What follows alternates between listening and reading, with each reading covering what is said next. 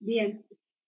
Bueno, empecemos. Bueno, en primer lugar, ustedes ya saben que las clases van a ser todo, digamos, a través de Zoom, y ya están interiorizados que nos da 40 minutos. O sea que si se llegara a cortar, lo primero que les voy a pedir es que no abandonen el sitio, sino que vamos a esperar 10 minutos y vamos a volver a conectarnos con el mismo código, ¿sí? Las clases tienen todo indicado en el aula virtual, los días que tocan las clases, los temas que les toca, y por otro lado, después se les sube el video grabado al aula virtual. O sea que no solamente va a ir el PowerPoint, sino que también va a estar la grabación de la clase, para que la puedan usar. ¿Me están escuchando? Sí, profe. Sí, profe. Profe.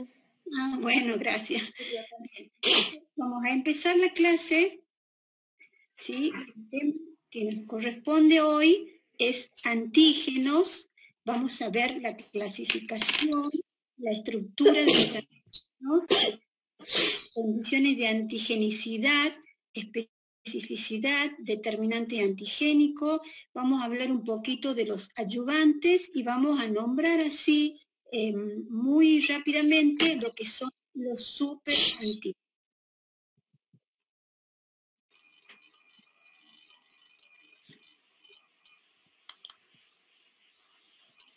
Bien.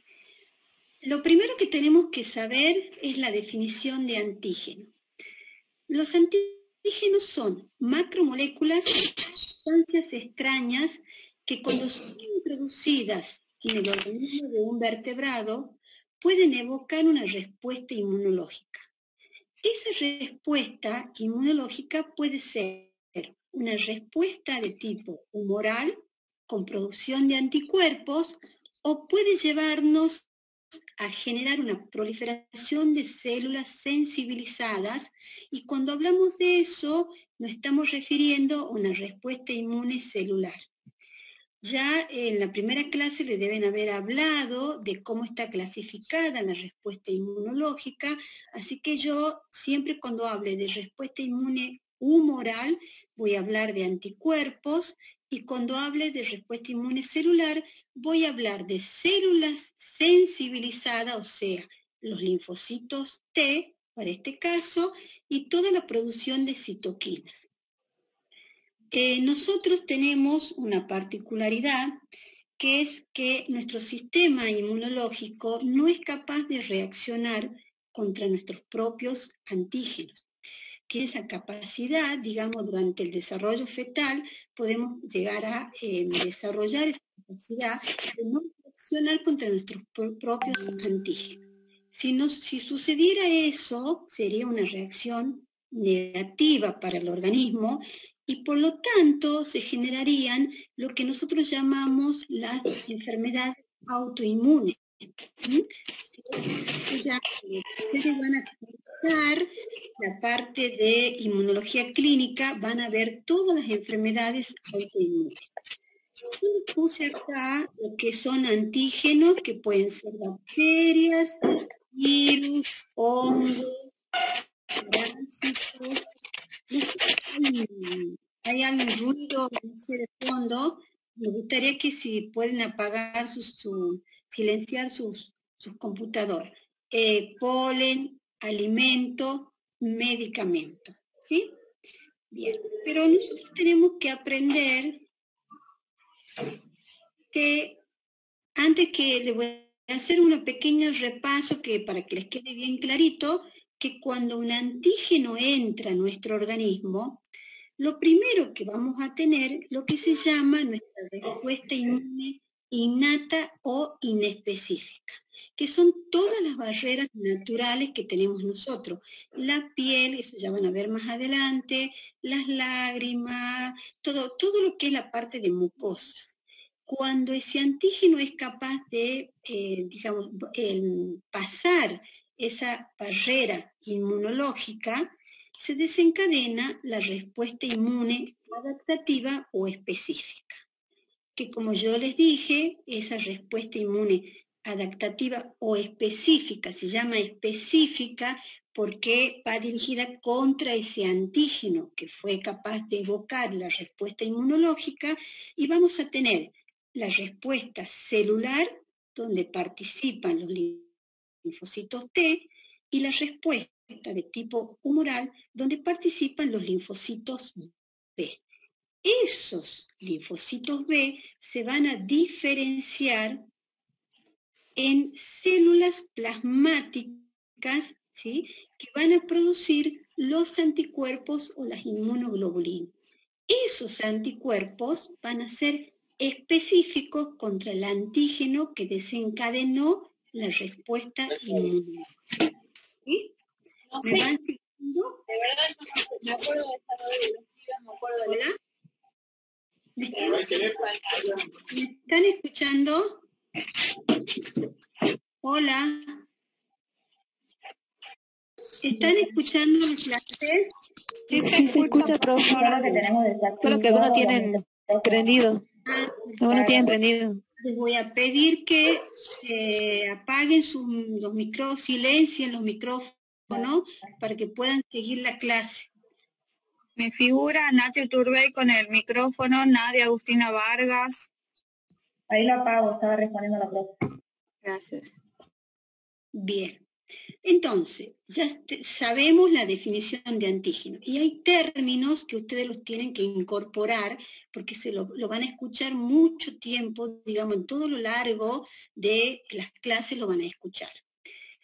Un antígeno, primero la definición de inmunogenicidad, que se refiere a la capacidad que tenga el antígeno para inducir una respuesta inmune, ya sea de tipo humoral o de tipo celular, porque no todos los antígenos son inmunogénicos, ¿sí? Otro de los términos que tienen que incorporar es la antigenicidad, es decir, la capacidad que pueda tener ese antígeno para combinarse, para reaccionar específicamente con el anticuerpo que se desencadenó o con los receptores de superficie celular que tengan los linfocitos, T en este caso.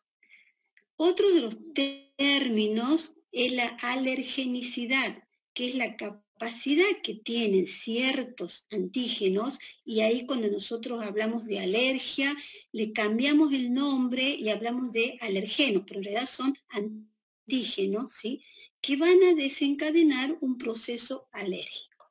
Y otro de los temas es la tolerogenicidad, que es la capacidad de inducir una falta de respuesta, ya sea de tipo humoral o de tipo celular. Es decir, yo puedo en determinado momento empezar a inocular un antígeno y no voy a tener una respuesta inmunológica. Ya vamos a ver por qué se me desencadenan los procesos de tolerancia inmunológica. Bien, entonces esto simplemente como para que les quede y entrando en el tema, porque después lo van a ver bien, ¿sí? Acá tenemos la estructura, o digamos simplificado, un mastocito, que se caracteriza por tener receptores en su superficie y van a ser capaces de los alergenos de interactuar con esos receptores. Ese mastocito se va a activar y va a liberar todas las sustancias preformadas, las histaminas, que nos va a desencadenar a generar un proceso alérgico cuando hay una predisposición genética. Bien, yo les dije que la definición de antígeno, pero algo que no son los mismos, o sea, todas las moléculas no tienen la misma capacidad inmunogénica. Las proteínas son las más inmunogénicas. Los hidratos de carbono tienen menor capacidad inmunogénica, es decir, menor capacidad de desencadenar una respuesta inmunológica. Los lípidos y los ácidos nucleicos solo van a ser inmunogénicos cuando estén unidos a otras moléculas como proteínas o carbohidratos. ¿Y a qué se debe eso? Se debe a la complejidad cuando más compleja sea la molécula, más inmunogénica. Y por supuesto, las proteínas son mucho más complejas.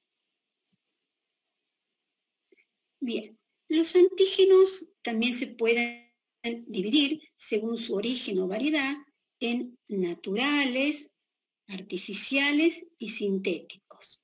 Y yo acá les puse una transparencia para que ustedes tengan en general cuando estudien los antígenos que son naturales, que son los biológicos, no biológicos. Dentro de los biológicos, por supuesto, tenemos los virus, las bacterias. Después tenemos los antígenos no microbianos, como son las moléculas de superficie celular, que ya vamos a ver más adelante. Y después tenemos los no biológicos, como los orgánicos, alimentos, sustancias vegetales, los inorgánicos como el zinc, el carbón. Dentro de los artificiales vamos a tener todo lo que es medicamentos, vacunas y sustancias químicas. Todos estos, ¿sí?, son antígenos. Y todos ellos pueden de alguna manera desencadenar una respuesta inmunológica. Bien. Entonces, yo les dije, un antígeno tiene que tener una capacidad inmunogénica. Si no tiene una capacidad inmunogénica, no va a desencadenar una respuesta inmunológica. ¿Cuáles son los factores que condicionan la inmunogenicidad? Factores inherentes al hospedador y factores inherentes al antígeno. Primero vamos a hablar de los factores inherentes al hospedador. Bien, dentro de los factores inherentes al hospedador tenemos la edad del hospedador, el hospedador al cual voy a inmunizar, la dosis que voy a administrar, el estado físico que tenga el hospedador y lo que se llama la competición antigénica. Si empezamos por el primero, ¿sí?, la edad del hospedador es fundamental. No va a ser lo mismo cuando yo inmunice a un niño, a un bebé o un adolescente que a una persona adulta. La respuesta inmunológica ante una vacuna, por ejemplo, no va a ser lo mismo. Es fundamental la edad del hospedador. ¿Y por qué pasa eso? Porque las personas, cuando llegan a cierta edad, entran en una etapa que se llama inmunosenencia, es decir, hay una desregulación de nuestro sistema inmune provocado propio por la edad. ¿Qué pasa en esas personas? Son más susceptibles a contraer infecciones, son más susceptibles a las enfermedades autoinmunes y al desarrollo del cáncer. Y esa desregulación de nuestro sistema inmune se da tanto en la respuesta inmune innata como en la respuesta inmune adaptativa. ¿Me van siguiendo? Hola. ¿Me siguen? Sí, profe. ¿Sí? Sí, profe. Yo no puedo levantar mucho la voz, así que si no me escuchan, por favor, me piden que levante un poco la voz. Entonces, ¿qué es lo que pasa con la edad del paciente? Es fundamental, ¿sí? ¿Por qué? Porque en ese momento, cuando hablamos de inmunosenencia, nos estamos refiriendo a una persona que ha tenido una involución del timo, donde las células inmunológicas pierden su capacidad de replicación, ya no tienen la misma capacidad de replicación, y cuando hablamos de replicación de las células inmunes, lo estamos refiriendo también tanto a los linfocitos B como a los linfocitos T, ¿sí? Sumado al estrés, a todos los factores que tiene una persona mayor. Otro de los factores inherentes al hospedador es a quién voy a inmunizar.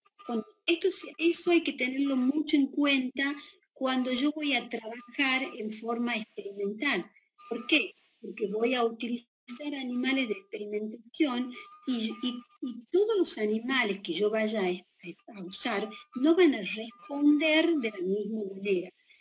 Siempre van a usar animales de experimentación, pero siempre tengo que tener en cuenta el tipo de antígeno con el cual yo estoy inmunizando, ¿sí?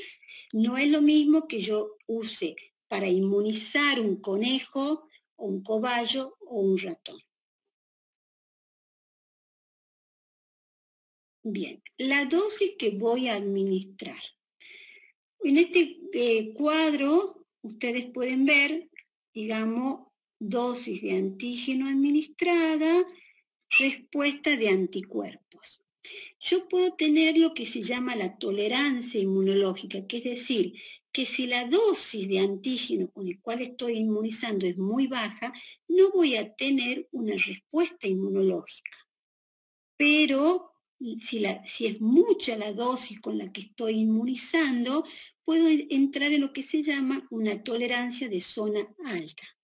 Entonces, cuando uno va a inmunizar en forma experimental o también cuando se están usando las vacunas, la dosis del inmunógeno, o sea, la dosis del antígeno, es fundamental, porque va a llegar un determinado momento que si yo quiero ver la producción de anticuerpos, va a ser su pico, ¿sí? Voy a poder obtener una gran concentración de anticuerpos en el suero, pero por más que yo siga luego inyectando el antígeno, ya hubo una respuesta inmunológica y la tolerancia se genera como altas dosis, ¿sí? Para cada inmunógeno que yo trabaje, voy a tener una curva dosis-respuesta. Y si yo estoy, por ejemplo, en forma experimental, tratando de inducir la producción de anticuerpos, bueno, haré mi plan de vacunación, voy a obtener anticuerpos y después en el suero de esos animales, ¿sí?, voy a buscar esos anticuerpos. Eso es muy importante, la dosis del inmunógeno.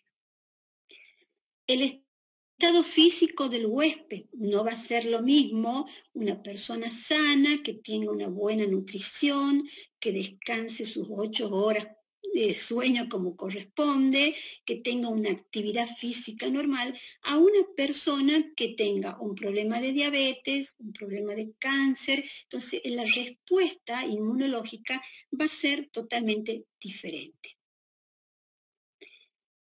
Ahora vamos a ver cuáles son los factores inherentes al antígeno. En primer lugar, el estado físico. El antígeno puede estar en estado soluble o en estado particular. Ahora no se escucha. Hola, ¿me escuchan ahora?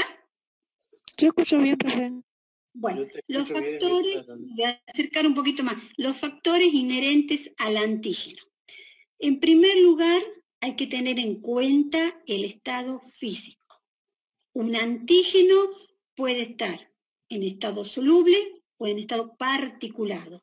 Cuando hablamos de estado soluble, y eso ya en la parte práctica lo van a ver, hablamos de proteínas, lípidos, hidratos de carbono, ácidos nucleicos. Pero en un estado particulado son aquellos antígenos, por ejemplo, las bacterias, los glóbulos rojos, y ustedes ya en la parte práctica, que lamentablemente no la van a poder hacer, pero sí los profesores le van a explicar, van a ver cómo, por ejemplo, si yo tengo una bacteria como una salmonela, e inmunizo a un ratón y después quiero ver si ese ratón ha sido capaz de producir anticuerpos contra esa salmonela, ¿sí? Después de un plan de vacunación, yo voy a tomar el suero de ese ratón y voy a centrifugar la sangre primero, voy a sacar el suero, y si yo tengo una buena respuesta inmunológica, voy a tener anticuerpos contra la salmonela y voy a poder hacer una técnicas sencillas, muy sencillas, que se llaman técnicas de aglutinación en placa, y voy a poder ver si ese animal ha sido capaz de generar anticuerpos, ¿sí? Todo eso le van a explicar bien en la parte de lo práctico. La rigidez que tenga la molécula. Cuando las moléculas sean más rígidas, como las proteínas, más inmunogénicas. Cuando tengan menos rigidez, ¿sí? Menos inmunogénico. No me voy a detener en esto simplemente quiero que lo tengan solamente como a título de la rigidez de la molécula. Otro de los factores inherentes al antígeno es la carga de la molécula. Esta puede ser positiva, negativa o neutra. Y eso es muy importante porque la suma de todas esas cargas va a hacer que ese sea un factor inherente al antígeno que si yo tengo en cuenta todas estas situaciones, tanto la rigidez como la carga de la molécula, voy a tener una buena respuesta inmunológica cuando yo, en forma experimental, elija un antígeno al cual voy a inmunizar a un animal determinado. La complejidad química, como acabábamos de decir, como las moléculas de proteínas son más complejas, tienen más inmunogenicidad que una molécula como un hidrato de carbono, por ejemplo. Bien, peso molecular. Las moléculas tienen que tener un peso mayor de 5.000 Dalton, ¿sí? Para que sean inmunogénicas y puedan evocar una respuesta inmunológica. Por arriba de los 10.000 Dalton, digamos, una molécula funciona perfectamente como un antígeno. Oh. Hola. Hola. Se ha quedado sin tiempo. ¿Me están escuchando? Sí, se escucha. Se escucha. ¿Ustedes me escuchan? El Sí, cartel creo que ya no tenía límite. de tiempo. Sí, pero no sé, ustedes me siguen porque si es así podemos seguir. Sí, sí. profe. Bueno, entonces, acá les puse que la insulina y el glucagón, que a pesar de tener un peso molecular menor de 10.000 Dalton, funcionan como inmunógenos perfectamente.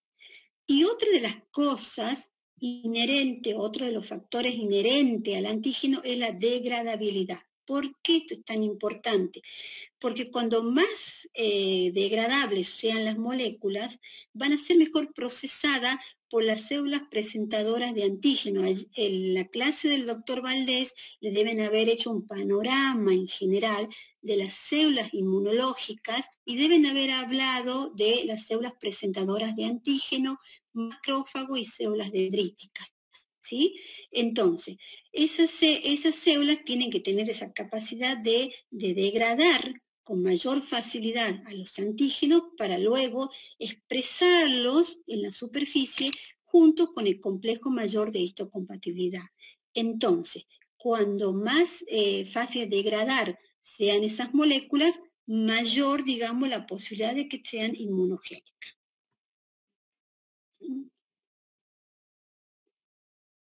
Oh.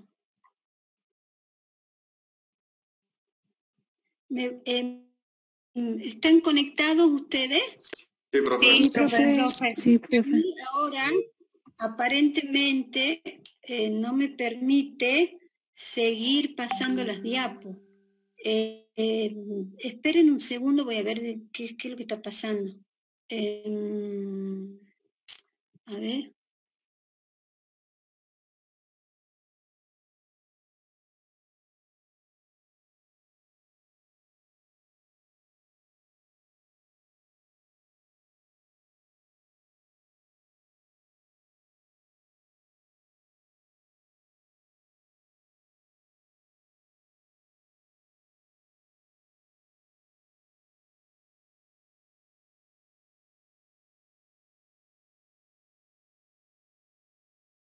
Bien.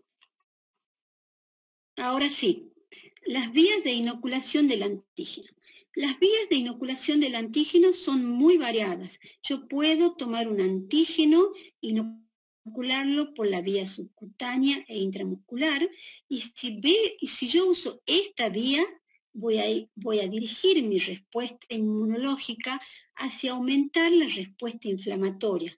¿Por qué? Porque voy a generar un aflujo de células al sitio donde se inyectó el antígeno. Eso ya lo van a ver ustedes cuando vean respuesta inflamatoria. Puedo usar la inoculación por vía endovenosa, que eso se lo usa solamente en forma experimental, no en humanos, ¿sí? Y se usan adyuvantes.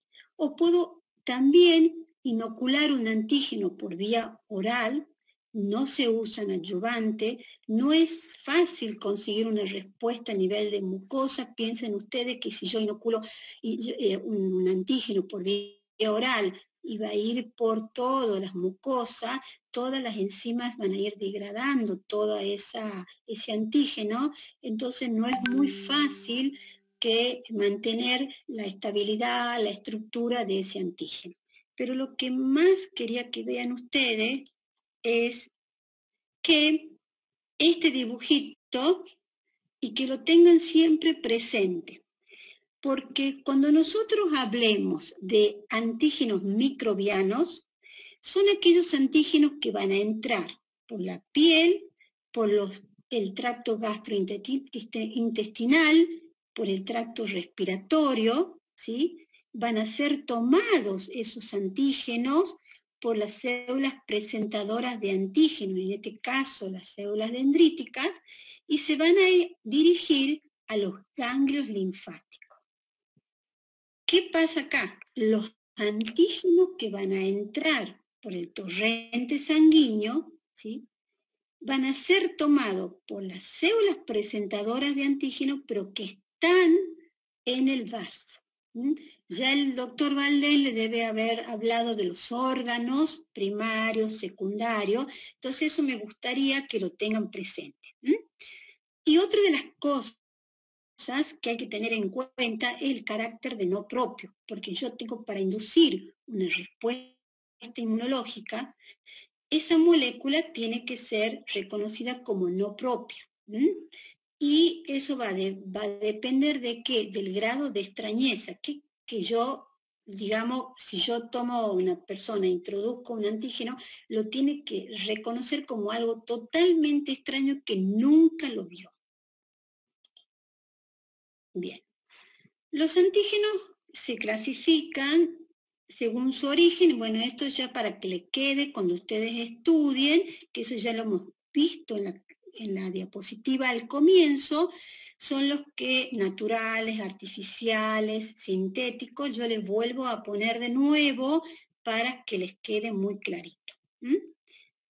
Bien, otra de las formas de clasificarlo, los antígenos, es según la vía por la cual van a ser procesados. Y esto lo vamos a ver más en profundidad cuando entremos a hablar de la respuesta inmune específica. Simplemente quería que ustedes tengan un panorama general de aquellos antígenos que son exógenos y de aquellos antígenos que los consideramos endógenos. Cuando nosotros los consideramos a los antígenos exógenos, son los que están por fuera de una célula, ¿sí? Que van a ser tomados por una célula presentadora de antígeno, van a ser procesados y van a ser siempre presentados en el contexto de histocompatibilidad de clase 2 a los linfocitos T CD4 positivos. Cuando le hablaron de los linfocitos T CD4 positivos, son los linfocitos helper, los colaboradores, ¿sí? En cambio, si nosotros hablamos de un antígeno que es endógeno, ¿sí? Ese va a ser procesado de otra manera, va a estar en el citosol de la célula, por ejemplo, imaginen un virus, va a ser procesado y va a ser expresado en la superficie en el contexto de histocompatibilidad de clase 1, ¿para qué? Para presentarlo a los linfocitos T CD8 positivos, que son los linfocitos T citotóxicos, que son los que participan en una respuesta viral. Esto simplemente para que les vaya quedando, acá ustedes van a, fíjense bien, tenemos las vías exógenas, las vías endógenas, acá hay un virus ejemplificado, va a entrar, va a ser procesada la proteína, los péptidos van a quedar van a ser procesados, eso van a ver más adelante, yo ya les voy a explicar bien esto, van a pasar por el retículo endoplásmico rugoso, van a ser expresados en la superficie. ¿Para qué esos péptidos? Para que el linfocito que está mirando allá, el linfocito T, CD8 positivo, reconozca esos péptidos antigénicos y pueda reaccionar y generar su citotoxicidad. En cambio, la otra vía va a entrar ese antígeno extracelular por un proceso de fagocitosis, va a formar un fagosoma, se va a degradar, ¿sí? Ese antígeno se lo va a expresar en la superficie y en el contexto de histocompatibilidad de clase 2, ¿a quién? Acá van a estar los linfocitos CD4 positivos reconociendo a esos péptidos antigénicos. Esto es lo que nosotros vamos a ver después, lo que yo le expliqué recién, después en la clase de respuesta inmune específica, vamos a ver todo esto, cómo se procesan estos antígenos, y acá están, ¿ven? Los péptidos, junto en el contexto de histocompatibilidad de clase 1, y acá está el linfocito T, CD8 positivo, que es citotóxico. Y por otro lado, acá tenemos entrando una proteína extracelular, va a ser degradada, y acá esta población de linfocitos T va a reconocer a través de quién va a reconocer. Le han hablado a ustedes de los receptores que tienen los linfocitos T, tienen el TCR, que es el receptor de antígeno. Entonces, tienen su receptor, reconocen a esos péptidos, ¿sí? Y de esa manera este linfocito T, helper colaborador, se activa y genera una respuesta inmunológica. ¿Me van siguiendo? Sí, profe. Hola. Sí, ¿Tienen alguna pregunta? No se asusten con esta diapositiva porque vamos a verla bien en detalle. Simplemente quería que vayan entrando ya en el tema y que sepan que también a los antígenos se los puede clasificar de acuerdo a la vía de procesamiento que tengan. Bien. Hemos hablado de los otros tipos de antígenos, que son los antígenos de superficie celular, y dentro de esos antígenos vamos a hablar de los antígenos de grupo sanguíneo, que eso está en la cartilla de trabajos prácticos. Vamos a hablar, de esto no vamos a hablar ahora, de los antígenos del complejo de histocompatibilidad, que están en todas las células nucleadas, que son importantes en la inmunoreacción de trasplante y que participan en la presentación antigénica, porque eso es una clase de antígeno de histocompatibilidad. Y después vamos a ver los grupos de diferenciación, los CD. ¿Qué son los CD y para qué nos sirven a nosotros? Bien, entonces, ya les voy a ver si puedo pasar. Sí. Los antígenos de grupos sanguíneos, muy rápidamente, ustedes saben que el sistema que más permite identificar a los grupos sanguíneos es el sistema EO. Entonces, ¿por qué? Porque los eritrocitos tienen en su superficie los antígenos que le han llamado A, pero una variación alotípica, ¿sí? Un antígeno A. Entonces, todos los que son del grupo A es porque tienen en la membrana el antígeno A. Los que son del grupo B tienen el antígeno de tipo B, ¿sí? Es un nombre nada más que les pusieron. Los que tienen, o los que son, perdón, del grupo AB, son los que tienen los dos tipos de variaciones aleotípicas de esos determinantes antigénicos. Y los del grupo O son los que no tienen en su superficie ningún antígeno.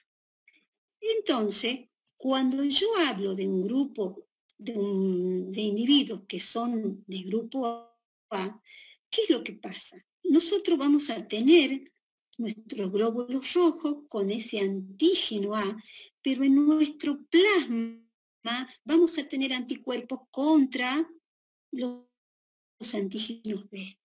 Por eso, ¿sí? Después ya le van a explicar bien, se habla de lo que son los dadores y receptores universales. ¿Por qué? Porque yo nunca puedo tener anticuerpos circulando contra mis propios antígenos. Entonces, si soy del grupo A, voy a tener anticuerpos contra el B, pero nunca contra mis propios antígenos, porque si yo tuviera anticuerpos contra los antígenos A, se va a producir un proceso de aglutinación, se aglutinan los glóbulos y se produce la lisis de los glóbulos. Si yo soy del grupo B, voy a tener anticuerpos contra el antígeno A, pero no voy a tener contra mis propios antígenos.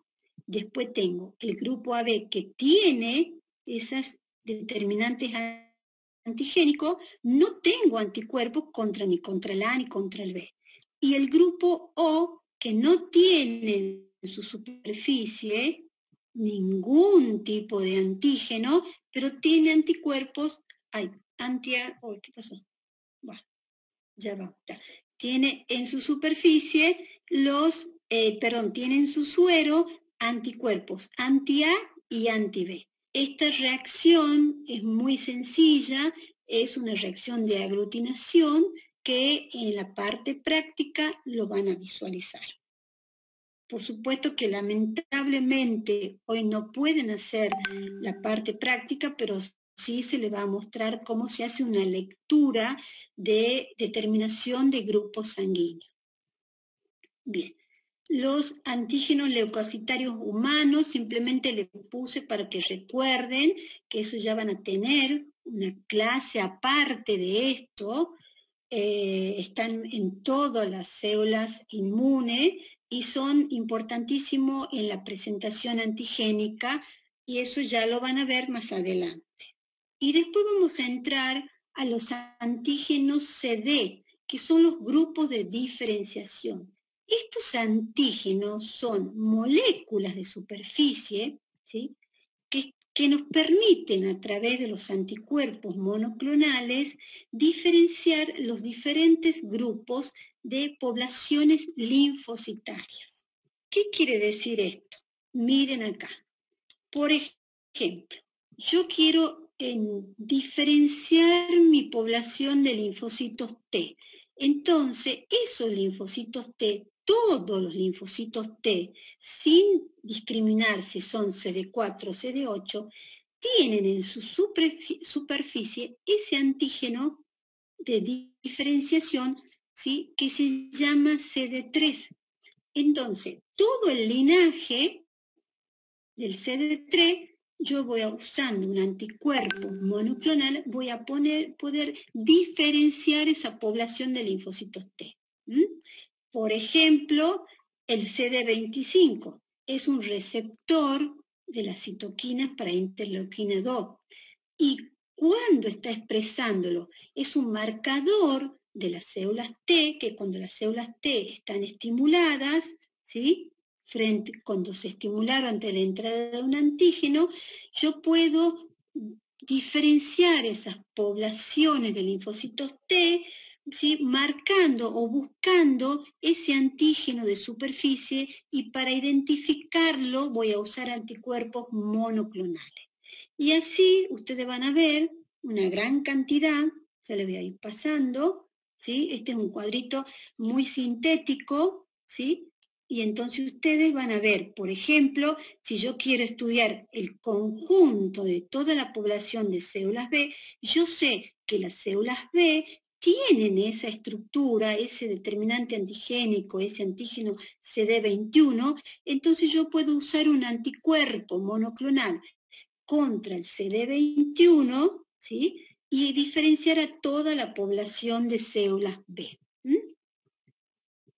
Bien. Ahora ya hemos visto todo lo que es antígeno, hemos visto cómo se clasifican los antígenos. Vamos a hablar de los aptenes. Los aptenes son compuestos químicos muy pequeños que por sí solos no pueden evocar una respuesta inmune, o sea, no son inmunogénicos. Para que ellos sean inmunogénicos, tienen que estar unidos a un carrier o un transportador, que puede ser una proteína, puede ser un hidrato de carbono, pero siempre, generalmente, se usa una proteína.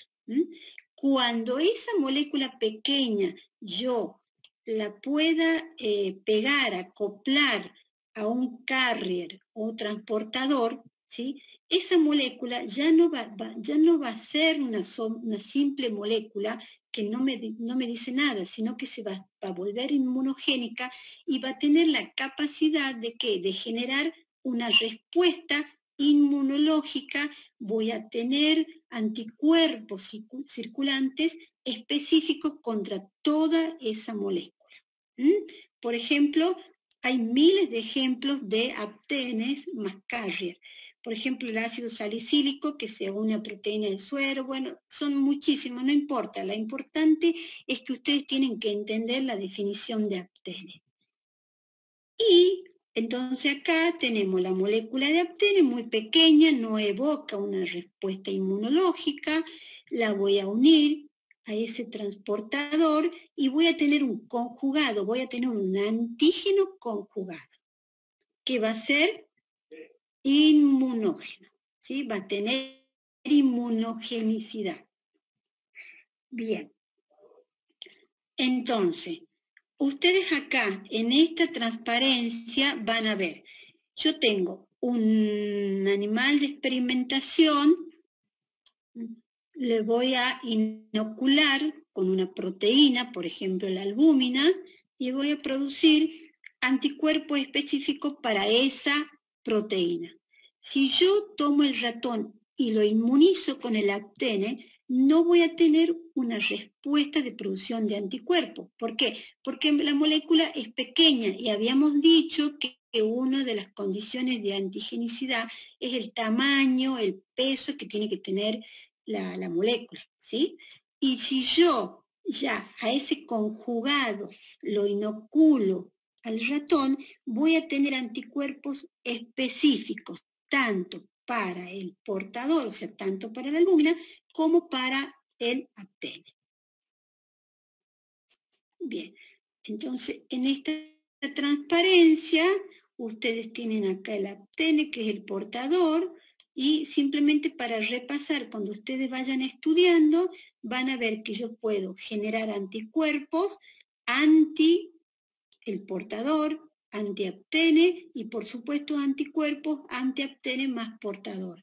Y después eso, en la parte práctica, es muy fácil, con metodologías muy sencillas, puedo estudiar, digamos, qué tipo de anticuerpo he generado y si he llegado a generar o no esos anticuerpos. Acá les puse la albúmina, porque la albúmina es, desde el punto de vista farmacológico, es el mejor carrier que se usa para los medicamentos. Entonces ustedes van a ver que la albúmina tiene la particularidad de tener subdominios diferentes. Y ustedes, si se fijan con detalle, van a ver que en cada porción de esos subdominios hay diferentes medicamentos que se pueden unir, ¿sí? Entonces, la albúmina es uno de los carriers más usados desde el punto de vista farmacéutico. ¿Cuál es el problema? O sea, no sería el problema. Digamos, si yo inoculo, por ejemplo, a una persona la penicilina, esa penicilina se va a transformar en un ácido penicilínico. Pero, ¿qué es lo que pasa? Al unirse con la albúmina, ya esa estructura se va a volver inmunogénica. Y si la persona es alérgica a ciertos medicamentos, va a desencadenar un proceso de alérgico contra la penicilina. ¿Pero por qué? Porque al unirse ese medicamento a la albúmina, que es el mejor carrier que se usa, se va a transformar en una sustancia inmunogénica. Entonces nuestro organismo, si yo tengo una predisposición genética, voy a desconocerlo, o sea, como algo extraño, y va a desencadenar un proceso alérgico. Bien. Otro de los términos que tenemos que aprender es determinantes antigénicos o epítopos. Cuando hablamos de determinantes antigénicos, en algunos libros ustedes lo van a encontrar como epítopo también, o sea que es indistinto decir determinantes antigénicos o epítopo. El determinante antigénico es la mínima estructura del antígeno que le confiere especificidad a la molécula y a la cual va a ir dirigida nuestra respuesta inmune. Esos determinantes antigénicos pueden ser continuos o discontinuos. Y cuando nosotros hablamos de una valencia determinada de un antígeno, no estamos hablando de la cantidad de determinantes antigénicos que tenga esa molécula. ¿Qué quiere decir todo esto? Si yo supongo que esto es una proteína, nuestro sistema inmunológico, nuestro organismo, va a reaccionar específicamente con cada uno de esos determinantes antigénicos o epítopos. Y voy a tener anticuerpos desencadenados para cada una de esas porciones de antígeno. ¿Sí? Bien, eso es lo que me está diciendo. Entonces, acá tenemos los epítopos, ¿sí? Y voy a tener para cada uno de esa pequeña porción de la molécula de antígeno, voy a generar anticuerpos que van a reconocer a cada una de esos determinantes, esas pequeñas porciones. Bien, entonces yo acá tengo un antígeno, tengo diferentes epítopes, y voy a tener diferentes tipos de anticuerpos. Habíamos dicho que los determinantes antigénicos pueden tener una estructura lineal o estructura conformacional. Bien, esto simplemente para que después ustedes lo vean más adelante. Y estos determinantes antigénicos son importantes porque, según la clasificación, según donde estén localizados, porque si están expuestos, superficiales o están activos, van a ser capaces de reaccionar directamente con los anticuerpos específicos. Pero a veces esos determinantes antigénicos están ocultos o pasivos. Entonces, se van a generar anticuerpos específicos, pero que no van a ser capaces de interactuar directamente con esos determinantes antigénicos. Entonces, acá tenemos un ejemplo simplemente para que vean un antígeno complejo con determinantes antigénicos que están ocultos y determinantes antigénicos expuestos. Yo voy a generar anticuerpos contra los expuestos y también contra los ocultos, pero al estar ocultos no me va a permitir esa interacción antígeno-anticuerpo, pero sí voy a generar anticuerpos. ¿Sí? Bien. Los antígenos también pueden ser, habíamos dicho al principio, particulados o solubles. Recuerden ustedes que los particulados siempre nos van a dar reacciones de aglutinación y los antígenos solubles siempre nos van a dar reacciones de precipitación.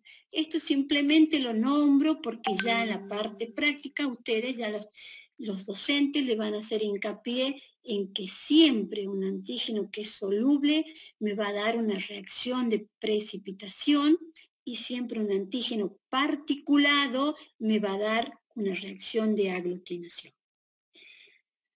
Esto es importante aprenderlo. Los antígenos también se pueden clasificar según su función, porque lo venimos clasificando de diferentes maneras. Lo hemos clasificado de acuerdo a la naturaleza que tengan, de acuerdo a las vías de procesamiento, pero acá vamos a clasificarlos de acuerdo al tipo de reacción inmunológica, es decir, de acuerdo a la función, mejor dicho. Miren ustedes, los antígenos T independientes son todos aquellos antígenos, como por ejemplo los hidratos de carbono, que pueden estimular directamente a los linfocitos B para que estos produzcan anticuerpos sin necesidad de la presencia de los linfocitos T cooperadores. Por eso se llaman T independientes. Los antígenos T dependientes son aquellos que no pueden estimular directamente la producción de anticuerpos sin la ayuda de las células T. Es decir, todos los antígenos proteicos son antígenos T dependientes. Los lipopolisacáridos, los hidratos de carbono son antígenos T independientes. Y esto es importante aprenderlo. Miren acá la diapositiva. Los antígenos T independientes son los hidratos de carbono. Entonces, ¿qué pasa? Este linfocito B, que tiene en su superficie el BCR, que el profesor le debe haber explicado, que es el receptor de antígeno, va a tener la capacidad de reconocer directamente a este antígeno intacto, soluble, que no ha sido procesado. Y este linfocito B se va a estimular, se va a diferenciar en célula plasmática y va a producir anticuerpos. Anticuerpos exclusivamente de tipo IgM. Por eso las respuestas inmunológicas frente a antígenos T independientes son respuestas cortas. En cambio, las proteínas que son antígenos T dependientes, ¿sí?, tienen que ser previamente tomados por las células presentadoras de antígeno procesados, ¿sí? Y ¡Hoja, pendeja! ¡Mira dónde estoy anotando, no! Mira. Perdón, ¿qué pasa? Sí, un montón de árboles matan por esa hojita blanca. Hola, ¿me están Apaguen los escuchando? micrófonos. Chicos, ¿me están escuchando? Sí, profe, pero está un micrófono prendido. Traten, por favor, porque así como nosotros hacemos muchísimo esfuerzo como docente para darle las clases a ustedes, a nosotros nos cuesta muchísimo, no es lo mismo interactuar en vivo que hacerlo a través de este sistema, y el que no tenga ganas de escuchar la clase no tienen obligación de estar en las clases, ¿sí? Las clases teóricas nuestras no son obligatorias, pero yo les aconsejo que ante la situación que estamos teniendo en estos momentos, ¿sí?, ustedes sí o sí necesitan asistir a las clases teóricas porque los prácticos no lo van a hacer como tal. Simplemente van a ser clases mostrativas de un práctico que ustedes no lo van a poder desarrollar. Inmunología no es una materia simple, es muy compleja, tiene muchísimos mecanismos inmunológicos que tienen que empezar a entender, tiene muchísimas células que con sus marcadores de diferenciación, sus receptores, muchísimas citocinas, así que por favor les pido que el que no tenga interés de escuchar la clase, no están obligados, se retira. Entonces, estas células presentadoras de antígeno, ¿sí?, van a procesar a los antígenos y esta cosita roja que ustedes ven acá son los péptidos que han sido procesados. Este linfocito T va a reconocer a través de su receptor de superficie, que se llama TCR, que es el receptor de antígeno, va a reconocer a esos epítopes, a esos pequeños péptidos, y se va a estimular, y ese linfocito T se va a estimular, va a producir citoquinas, esas citoquinas, ¿qué van a hacer? Van a estimular a los linfocitos B para que estos linfocitos B se diferencien en células plasmáticas y produzcan anticuerpos.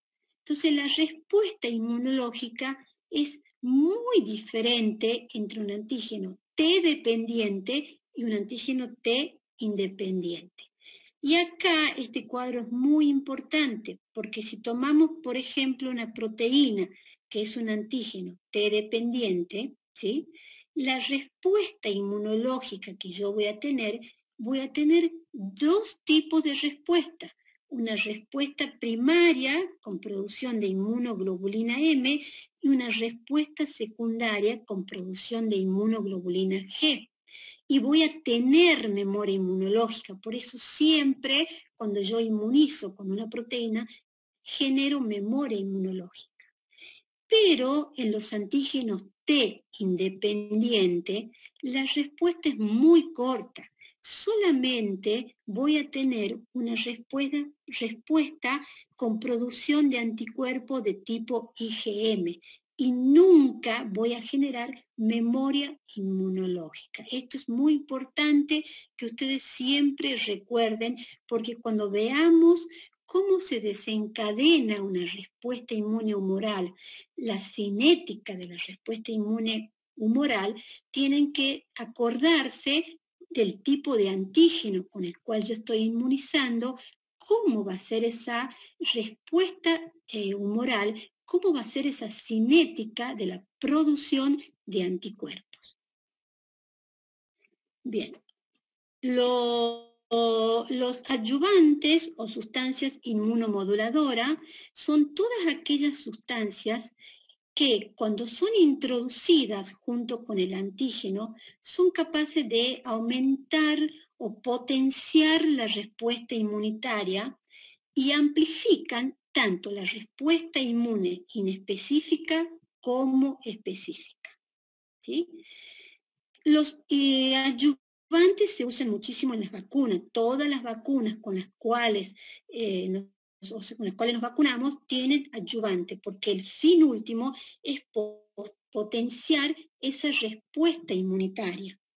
¿Y qué es lo que hacen o cómo actúan esos adyuvantes? Por un lado, permiten la conversión de un antígeno soluble en uno particulado, porque los antígenos particulados son más inmunogénicos que los antígenos solubles. Por otro lado, permiten concentrar la cantidad de antígeno que estoy administrando, permiten retener más tiempo en el sitio de inoculación al antígeno, por lo tanto, van a prolongar el tiempo de estimulación, facilitan de alguna manera que las células presentadoras de antígeno que yo le dije que eran los macrófagos, las células dendríticas, faciliten la captura, ¿sí?, de ese antígeno por esta célula. Y hay muchísimos adyuvantes, el único que se usa, digamos, en humanos es el hidróxido de aluminio, el resto de los adyuvantes se usan en forma experimental y, por ejemplo, yo les puse acá un ejemplo del adyuvante completo de Freud, que es una micobacteria, que cuando nosotros inoculamos con el antígeno más el adyuvante, lo que se genera es simplemente una respuesta inflamatoria que lleva a una acumulación de células linfoides. Y en ese sitio de inflamación se va a producir la activación, proliferación, liberación de citoquinas por parte de todas esas células que están reclutadas en el sitio de la inoculación. Por ejemplo, ya cuando veamos más adelante van a entender siempre cuando nosotros nos vacunamos, siempre a las 24 horas nos genera una pequeña respuesta inflamatoria. Bueno, eso más adelante vamos a entender que eso que sentimos nosotros, todo eso es generado por los adyuvantes. Entonces, acá simplemente en esta, para que es un resumen de la diapositiva anterior, para que a ustedes les quede claro cuando ustedes estudien, ¿sí? Y vean la cantidad de adyuvantes, sustancias no inmunogénicas, sustancias inmunogénicas, la cantidad que se usa, pero solamente en humano, el hidróxido de aluminio. El ayudante que se usa en forma experimental, es más, nosotros cuando inmunizamos y le damos a ustedes los antisueros con los cuales tienen que trabajar, siempre usamos los ayudantes completos de Freud. Bien, otro de los ayudantes que está muy de moda son los que los llaman los complejos inmunoestimulantes. Ya vamos a terminar. Yo simplemente quería traerlos a consideración a estos complejos. ¿Por qué? Porque se lo está probando muchísimo a nivel de cuando uno quiere obtener vacunas contra determinados virus. ¿Por qué? Porque se ha visto que estos complejos inmunoestimulantes tienen la particularidad, por un lado, de unirse, ¿sí?, a las membranas, son capaces de unirse de alguna manera, o sea, son transportados a través del retículo endoplásmico rugoso y son capaces de presentar o estimular la presentación antigénica de esos pequeños péptidos, eso que está en rojo, junto con el complejo de histocompatibilidad de clase 1, y si yo ya le estoy hablando a ustedes del complejo de histocompatibilidad de clase 1, es que le está mostrando a los linfocitos T CD8, y en una enfermedad viral es importantísimo estimular a los linfocitos T CD8 citotóxicos. Por eso esos complejos inmunoestimulantes están siendo muy estudiados en humanos. No se asusten, simplemente les puse a título informativo la cantidad de ayudantes que hay actualmente en la bibliografía en forma experimental que lo están usando. ¿Sí? El ayudante ideal todavía no se lo ha conseguido. Siempre es importantísimo que ese ayudante tiene que ser estable, o sea, debe ser biodegradable y tiene que ser capaz de inducir una respuesta aun cuando los antígenos son pocos inmunogénicos, ¿sí? Tiene que permitir que ese antígeno pueda actuar a bajas dosis para que pueda yo tener una respuesta. Ese ayudante no debe ser inmunogénico. El que tiene que aumentar la inmunogenicidad es el antígeno para permitir manipular mi respuesta inmunomoral y celular y no generar, por lo tanto, ningún efecto secundario o colateral en el humano. Esto también, a título informativo, cuando tengan tiempo lo leen, la cantidad de ayudantes, las vacunas que se usan actualmente, y cada uno de ellos, cómo estimulan o qué parte del sistema inmunológico van a estimular. Los superantígenos. Los superantígenos, ya nos quedan muy poquitos, si están cansados, no se me vayan. Los superantígenos, a diferencia de los antígenos convencionales, entre comillas, también van a ser reconocidos por el linfocito T con su receptor TCR, ¿sí?, presentado en el contexto de histocompatibilidad de clase 2, pero tienen una particularidad. Estos superantígenos, que son, por ejemplo, las enterotoxinas de Staphylococcus aureus, tienen una particularidad. Primero le voy a mostrar la otra, esta transparencia. Si yo tomo un antígeno convencional, voy a tener, acá tengo la célula presentadora de antígeno, ¿sí?, el complejo de histocompatibilidad de clase 2, voy a tener el linfocito T colaborador con su TCR, y si es un antígeno que no es un superantígeno, va a ser reconocido tanto por la cadena alfa, por la cadena beta, ¿sí?, alfa y beta de las regiones variables. Los superantígenos, ¿sí?, tienen la particularidad de solamente ser reconocidos por la cadena variable, por la región variable de la cadena beta del TCR. Esa es la diferencia. La diferencia es en el reconocimiento. ¿Y qué es lo que pasa con estos superantígenos? Cuando estos superantígenos, ¿sí?, son reconocidos de esa manera, van a activar muchísimo a los linfocitos T. Esos linfocitos T van a producir una gran cantidad de citoquinas proinflamatorias que van a generar en el humano lo que se llama el choque tóxico, shock tóxico, que va a generar fiebre, vómito, diarrea, taquicardia e hipotensión. ¿Pero por qué? Porque ese superantígeno, al estimular tanto a esos linfocitos, produjeron tanta cantidad de citoquinas proinflamatorias que generaron toda esa sintomatología adversa en el individuo. Recuerden, superantígenos de origen bacteriano, generalmente las enterotoxinas de Staphylococcus aureus. Esto ya lo hemos visto. Y por último, solamente acordarse que existen antígenos recombinantes, que son los que van unidos a los plásmidos, y que hay antígenos secuestrados, que son aquellos antígenos que anatómicamente el sistema inmune no los reconoce, ¿sí?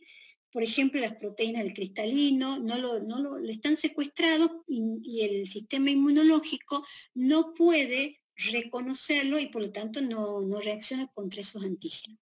Y tenemos, por último, los antígenos inmunodominantes, que tienen epitopes con una alta inmunogenicidad y por lo tanto inducen una respuesta inmune mucho mayor. Y creo que ahí ya terminamos. Ya podemos iniciar el video. No sé si quieren preguntarme algo.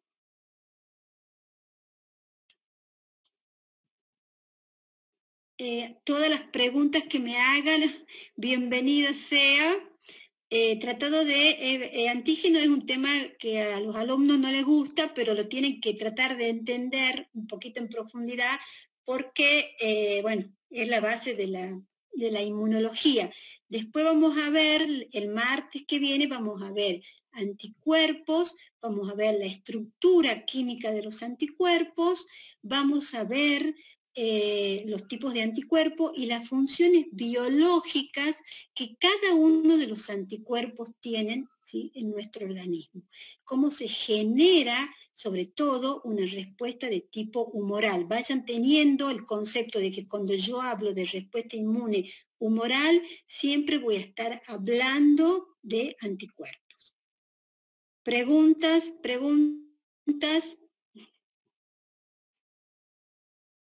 Profe, Sí. A mí no me quedó muy claro la diferencia de los antígenos según la vía de procesamiento, que eran exógenos y endógenos. Los exógenos siempre van a terminar estimulando a la CD4 positivo y las... Sí. Siempre van a terminar por esa vía. Y los antígenos que son, digamos, citosólicos, por ejemplo, como yo les dije, un virus, siempre van a ir por la vía para ser procesados, expresados en la superficie, ¿sí?, en el contexto de histocompatibilidad de clase 1, para siempre presentarlo a los linfocitos T, CD8. Ustedes tienen recuerden ahora un virus, por ejemplo, mi sistema inmunológico, ¿qué tiene que hacer? Estimular a esos linfocitos T citotóxicos para, por diferentes mecanismos citotóxicos, tratar de eliminar a esos péptidos antígenos. Eso yo lo puse como para que ustedes vayan entrando en el tema. Cuando yo les dé la clase de respuesta inmune específica, la damos en 2 partes porque es bastante compleja, ahí yo les voy a explicar todo el mecanismo, porque siempre el profesor pide eso, bien el mecanismo de procesamiento de esos antígenos. Perfecto, profe. Muchas gracias. No, gracias. Y cuando habla sobre el grupo CD, usted dijo que permite diferenciar los distintos tipos de células linfocitarias. No, claro, sí, los CD son los clústeres de diferenciación. Cuando, no sé si el profesor les dio las diferentes marcadores, o sea, nosotros podemos, cada célula inmune, tanto su linfocito T, supongamos un linfocito T, El linfocito T sale del timo, ya maduro, pero antes tienen en su superficie tenemos el pro-T, el pre-T, ¿sí? Y el linfocito T maduro. Cada célula, o sea, cada linfocito tiene en su superficie diferentes estructuras. Estos son los CD, los que nos permiten identificarlos, ¿sí? Yo puedo identificar, son los clústeres de diferenciación de las poblaciones linfocitarias.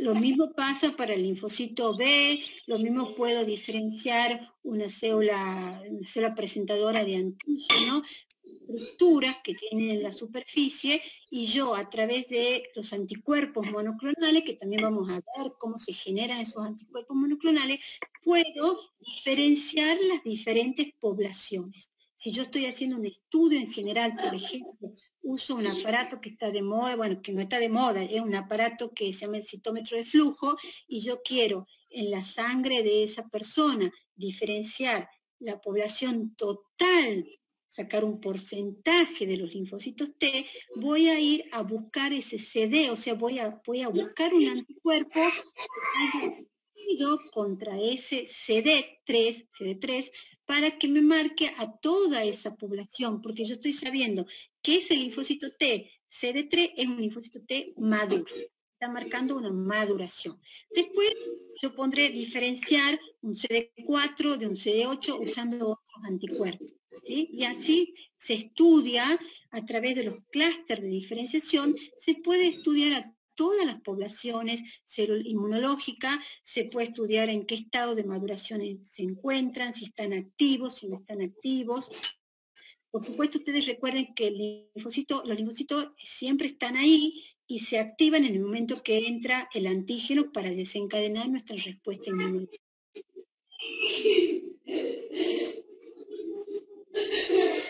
Perfecto, profe, muchas gracias. Pregunta. Sí.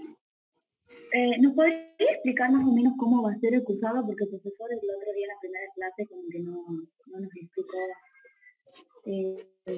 Él habló nomás y después se despidió. Como que no... Bueno, sobre el cursado, ¿no está Luciana? ¿Estás Luciana ahí?